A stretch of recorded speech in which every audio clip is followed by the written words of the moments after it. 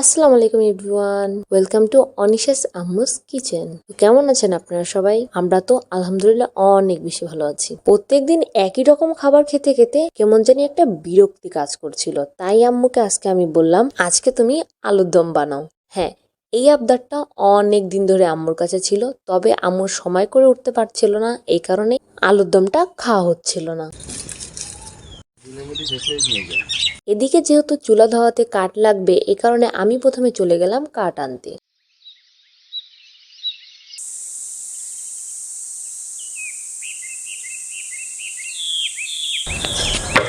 এদিকে আম্মু গ্যাসের চুলায় শুরু করে দিয়েছে আলুর দম রান্না। আর এই ছোট্ট চুলাটা আমার নানু বানিয়েছে আমার ছোট বোনের জন্য।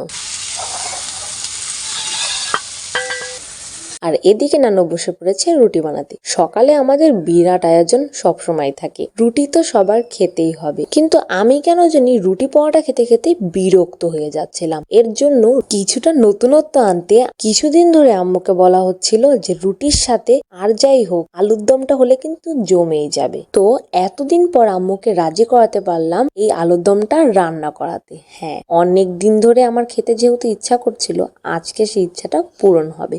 তো যাই হোক, এদিকে আম্মু আলুর দমটা বসিয়ে দিয়েছে আর নানু রুটি বানাতে শুরু করে দিয়েছে। এদিকে যে শুধু রুটি হলেই চলবে এমনটা না, কয়েকজন আমরা রুটি খাই, কয়েকজন আবার পরোটা।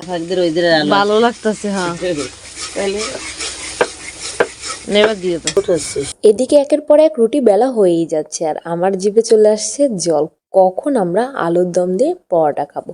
তো যাই হোক, এদিকে আম্মু দিয়ে দিল চুলায় আলুগুলো। এই আলুগুলো হচ্ছে আমাদের ক্ষেতের আলু, আমরা নিজের আলু লাগিয়েছিলাম।